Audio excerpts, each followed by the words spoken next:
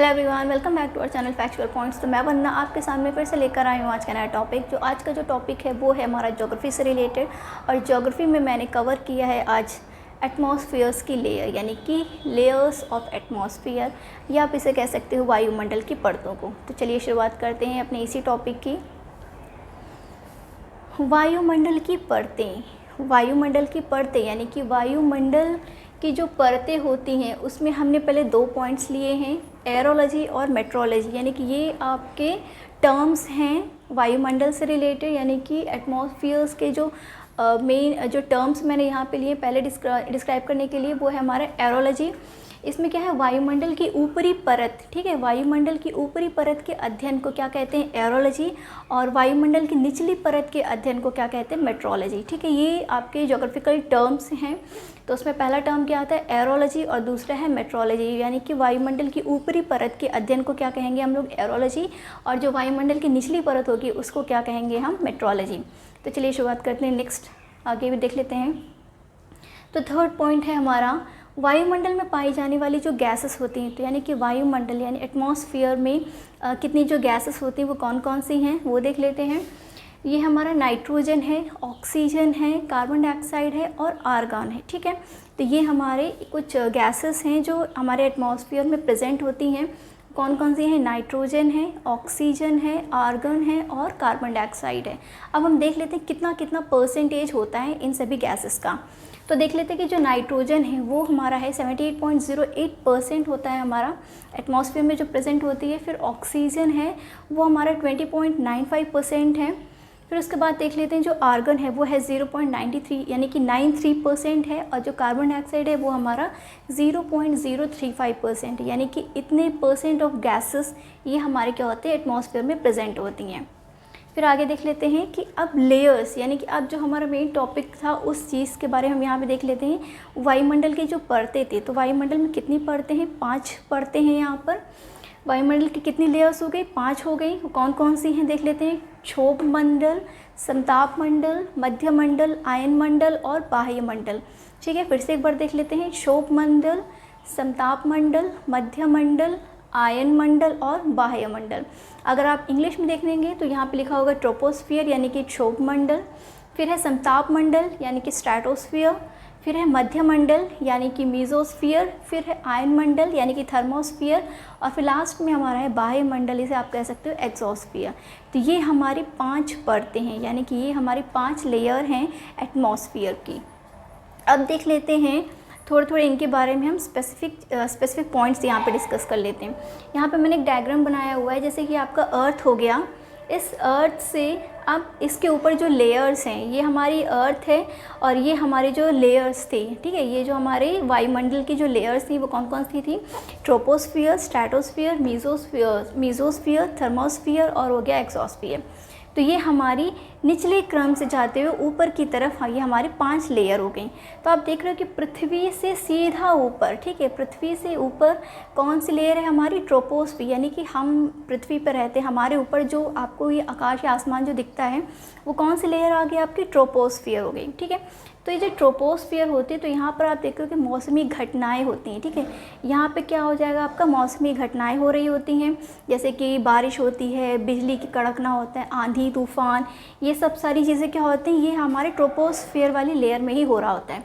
फिर उसके बाद देखते हो कि सबसे ज़्यादा जो डेंसिटी होता है, जो बादलों का जो सबसे ज़्यादा घनत्व भी कहाँ होता है, हमारा ट्रोपोस्फियर में होता है।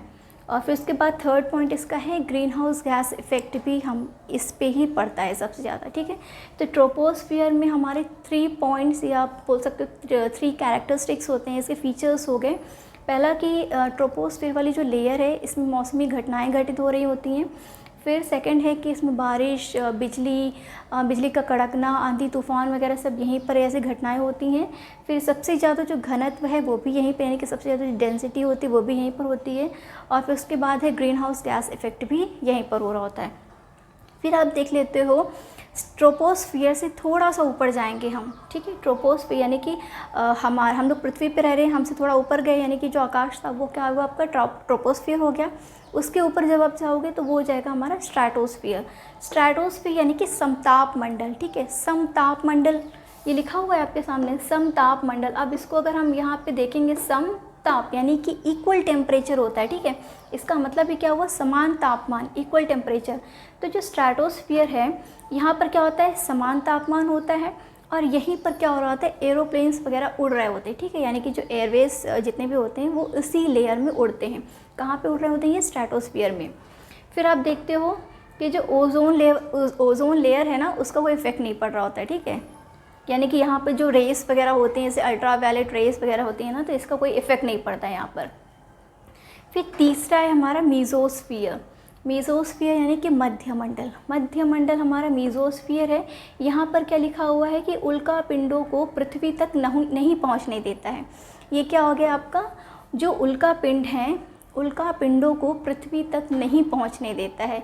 कौन, मीज़ोस्फीयर। यानी कि जो ये लेयर है मीज़ोस यानी कि मध्यमंडल जो है, ये क्या करता है, उल्का पिंडों को पृथ्वी तक नहीं पहुंचने देता। यानी कि जो भी कुछ आता है वो यहीं पर सब कुछ उसका मतलब बोल सकते हो कि अट्रैक्ट या कुछ भी है वहाँ पे, डिस्ट्रॉय कुछ भी हो सकता है, यहीं पर ही हो जाता है, वो नीचे पृथ्वी तक नहीं आ पाता है, ठीक है। यानी कि उल्का पिंडों को पृथ्वी तक नहीं पहुँचने देता है। अब हम मध्यमंडल से थोड़ा और ऊपर जाएंगे तो ये हमारा हो गया थर्मोस्फीयर। थर्मोस्फीयर यानी कि हमारा हो गया आयनमंडल। तो यहाँ पे क्या है, रेडियो तरंगे और सैटेलाइट्स, यानी कि जो भी नेटवर्क एरिया या जो भी सिग्नल्स हम भेजते हैं किसी को, ठीक है। यानी कि जो भी रेडियो वेव्स होती हैं या आप सैटेलाइट्स भेजी जाती हैं, सिग्नल नेटवर्क जो भी कुछ है वो यहाँ पे रहता है, ठीक है। यानी कि जो ये थर्मोस्फीयर आयनमंडल वाली जो लेयर है, यहाँ पर रेडियो तरंगे होती हैं और सैटेलाइट भी पाई जाती हैं इस लेयर में।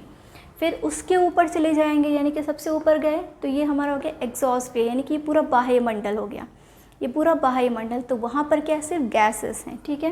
यानी कि यहाँ पर कौन कौन सी गैसेस हैं, हीलियम और हाइड्रोजन गैस यहाँ पर पाई जाती है। कौन कौन सी गैसेस हैं, हीलियम और हाइड्रोजन गैस यहाँ पर पाई जाती हैं। तो आपने देख लिया कि वायुमंडल की 5 परतें होती हैं। कौन कौन सी थी, पहले थी ट्रोपोस्फियर, स्ट्रेटोस्फियर, मीज़ोस्फियर, थर्मोस्फियर और एग्जॉस्फियर। ट्रोपोस्फियर में क्या था, मौसमी घटनाएं घटित होती हैं। फिर जैसे कि सबसे ज़्यादा घनत्व होता है और ग्रीन हाउस गैस इफेक्ट भी यहाँ होता है। स्ट्रेटोस्फियर में आप देखते हो कि यहाँ पे इक्वल टेम्परेचर होता है, प्लस एरोप्लेन्स यहाँ पर उड़ते हैं और ओजोन लेयर का इफेक्ट रहता है। फिर मीज़ोस्फियर में देख लेते हो, यहाँ पे क्या होता है कि उल्का पिंडों को पृथ्वी तक नहीं पहुँचने देता है, कौन, मीज़ोस्फियर।